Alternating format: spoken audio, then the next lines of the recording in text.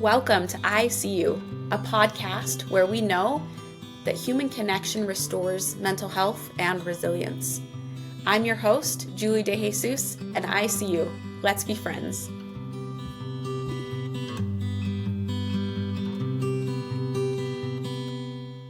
Hey, welcome to the I See You podcast. I'm your host, Julie DeJesus, and this is a podcast all about restoring our mental health and our resilience through human connection, which we know is really the big solution a lot of us are looking for in society these days, especially with the uptick in AI and so many things that we're dealing with. I think more than ever is a time when we really need each other and when we need those reminders of authentic human connection, not just over a screen. To kick off a conversation with a really interesting perspective today, I have one of my dear friends here that I have known for years named Alexia Erickson. Welcome to the podcast, Alexia. Hi, thanks so much for having me. I'm really excited. And real quick, we met as young moms, right? Like with little kids. And it's been years and years, and we've both had different journeys, which is really interesting. And you've had a journey that I knew nothing about at the time when we met, that now you are sharing more and more that I have just seen. And I've just been such a big fan of, because it's opening up a conversation about a topic that I have other friends that have experienced, but they don't have a ton of resources, which is, I think, a big reason why you're opening about it. So you have borderline personality disorder. That's your diagnosis, correct? Did I say that right? Yes. Okay, tell me about yourself besides that, but then kind of weave that in for us, that journey of how you came to know that. Yes. So I am a mom of 4. My living kids are 7 and 5 and 3. And then I had a stillborn baby. He would be 4. He'd be almost 4.5 now, which feels really crazy. And then we have our 2 puppies, and we're all just a bunch of homebodies. And that's who we are. And last year was when I got diagnosed with borderline personality disorder. I feel like I got married really young and I started having kids really young, and I didn't really know who I was. And I've kind of been discovering that and started going to therapy and everything after I had kids. And so last year I had a really big mental health crisis and ended up going through the process to get officially diagnosed and try to figure out what was going on. And so that was when they gave me the diagnosis of borderline. And who diagnosed you with borderline? What kind of doctor was that? It was a psychiatrist. Okay, so Sorry, it was a a psychiatrist. Psychologist. It was a Because psychologist. they're different, right? I Yes, remember they're when I was different. diagnosed with ADHD, they're like, not a psychiatrist. I need you to go to a psychologist to get all the testing done. And I was like, okay. Yes. Okay. And it was like 5 hours worth of testing. It was not fun. Yeah. So for people that have no idea, they know nothing, they've never even heard of it, I mean, give us the highlights of borderline personality disorder. Yeah. So people with borderline personality disorder often have really intense and unstable emotions. So like I have the same emotions as everybody else. They're like on steroids. It's just really intense. There can also be a lot of impulsivity and a lack of sense of self, kind of attaching yourself to the identities of people around you rather than having that strong sense of self, and having difficulty in relationships, which is kind of a result of a lot of those things. Interesting. And some of the stuff you talk about is also symptoms of ADHD. And as we all know, there's sometimes misdiagnoses. Like I was treated for anxiety and depression for so long, and then found out the root of like probably a lot of that's just your ADHD. Like if you get that taken care of, that would be really helpful. Have you looked at like comparison charts or looked into certain things that are similar but not the same? Because so often, even with ADHD, people will hear the symptoms. They're like, oh, well, I have all that. But it's like, it's a whole other level that like is different, right? Everybody feels rage sometimes. Everybody feels these things, but it's not the same. What are your thoughts on that conversation? So I had been being treated for anxiety and depression, and those clicked, those made sense. Yeah. For a little while, I thought, okay, I might have ADHD. Yeah. Because of that impulsivity and the kind of like shifting sense of self and shifting interests, I thought I might have ADHD. They tested me for ADHD. I didn't meet enough of the criteria. They did say, they were like, you have a lot of executive dysfunction. I was like, yeah, I could have told you that.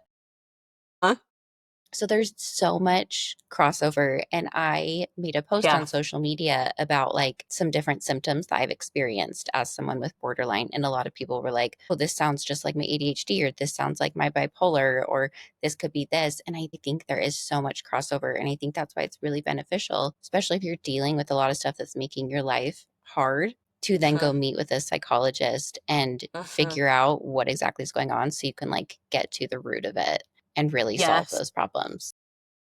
Yes, yes, that makes so much sense. Well, and I think we're living in a time where we're becoming more and more developed and more like niched, and we can separate things more. And it's confusing for all of us to try to figure out, right?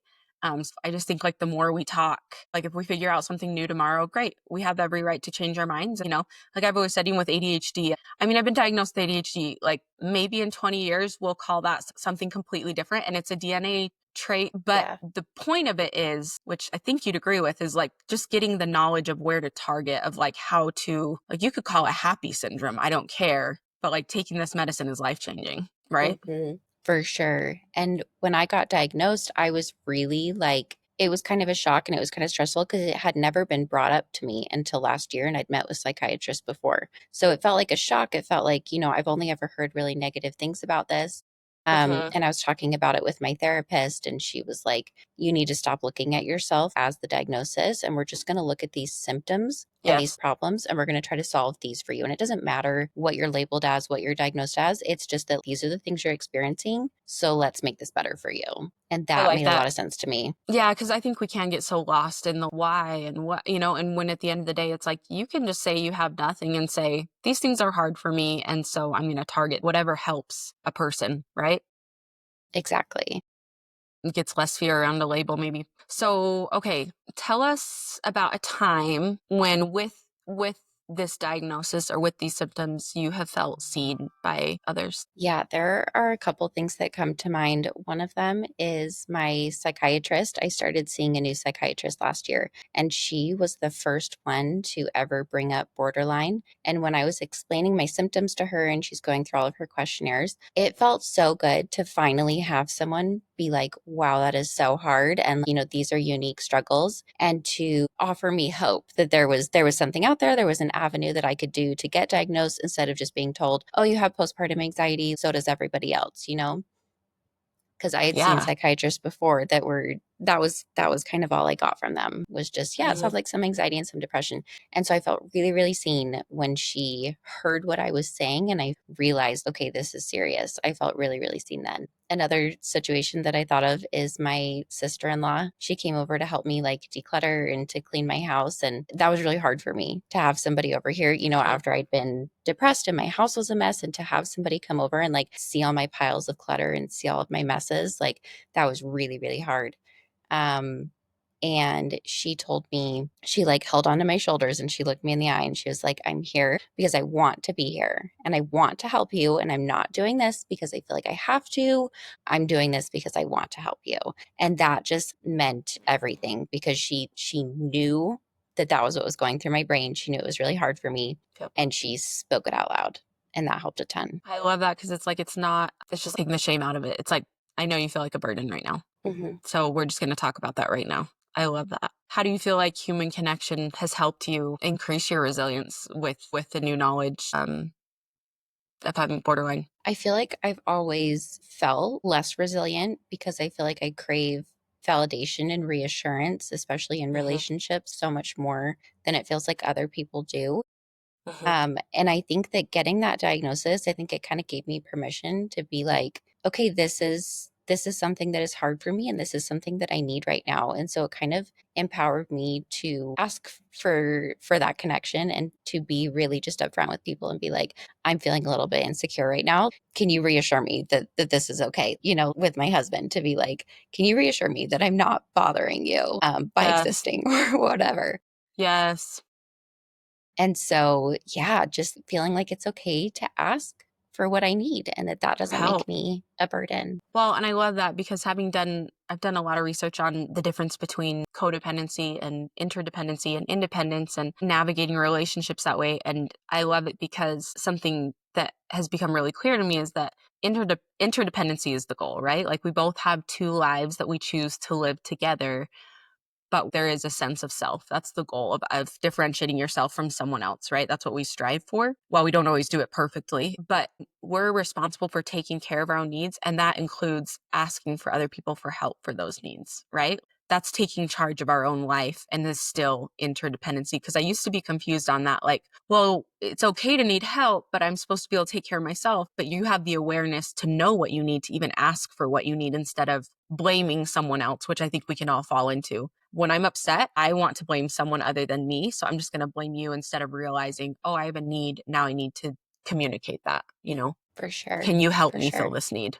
I love Exactly. it. If someone is feeling disconnected, you and I both know what that feels like from others. You can be surrounded in a room of people. Things can be good on the outside and you can feel very alone inside mentally. What's one action item you'd encourage them to do? What's one thing? I mean, it's a lot, you talked about the messy house when you're depressed. Like when you're in that state, everything feels really, really hard. So what's one thing that builds some momentum? I think don't be afraid to be the person to reach out and to initiate something in a relationship. Whether it's you want to help them, you're asking, them for help with you, like don't be afraid to do that and to put yourself out on the line because it can feel kind of risky to put yourself out there and be the one to initiate something. But yeah, that's what I think. I love that so much. I speak so much about how to see other people. And also, if we could all not wait for other people to see us and to be great, people want to. Sometimes they just don't know. They just want the opportunity, right? Yeah, Taking definitely. care of your own needs. You have a really cool Instagram account where you share lots of tips about this and also about child loss, because that's something we haven't even touched on is your stillbirth. Can you remind me what's the handle again? It's Alexia J. Erickson. That's awesome. So at Alexia J. Erickson. Perfect. I love it. So this whole podcast, ICU, really came from a mantra that was shared with me when my mental health really fell apart, which was a steel cuff that said ICU that was made for me on Etsy by a friend. So ICU has really become an important phrase to me and to some other people. For you, is there a saying or a phrase or a mantra that you can remember during a time that was challenging that's kind of helped you stay grounded, like something you repeat to yourself? Yeah, for me, it is I am capable. That's Mm. something that I created as like a core belief when I did EMDR. And that's been super, super helpful for me. I am capable. I love it. Is there anything else you want to share that we haven't talked about? I think you covered it all. You're just the best podcast host. You covered it all. Okay. No, thanks for being on here. Thanks for talking about this. I just love your perspective and I love your take on it. I think it's so, so valuable. I think diagnoses especially are just kind of a hot topic right now. And I think the more we talk about it, the better. I was just listening to a message from a friend and she was talking about how she's had some changes and transitions in her life, but she hasn't wanted to tell people because she's like, what if I change my mind tomorrow? What if I'm wrong? And just saying this idea of if we never talk about it, like we should all have the grace of this is what I know so far and this is what I'm going with. If in the future that changes or something else comes out or something, then I have every right to change my mind. And it doesn't mean my old self was dumb, right? Like it doesn't. Yes. Maya Angelou, she has that quote, when you know better, you do better. And I just love that because I feel like it's extending grace for like, this is what I know today. So this is what makes sense for me today. Don't you feel like the more you understand, the more you realize there's so much you don't know Oh, about yeah. life and people? 100%. Yes. I think that's why we have to give ourselves so much room to be able to change and to let other people change and to not hold them to who we knew them as, a decade ago or whatever. And to, yeah, give people grace, give them room to change for sure. I remember someone saying to me once, like, what happened to the 19-year-old? I knew someone said that to me once. This was a long time ago. And I remember just thinking at the time, I would think I was 27. And all I could think was like, oh, I like grew up. I had different life experience. Bless my 19-year-old self. Like I just didn't know as much, And now I probably said things at 27 that I disagree with, right? That's the evolution of life. But expect us to understand everything is just way too tall of an order. It's exhausting to Yeah. live like that, right? Yeah, for sure. Okay, Alexia, thanks for being here on the podcast. Appreciate having you here for this conversation. Thank you so much. To our listeners, we will see you next time on another conversation on ICU.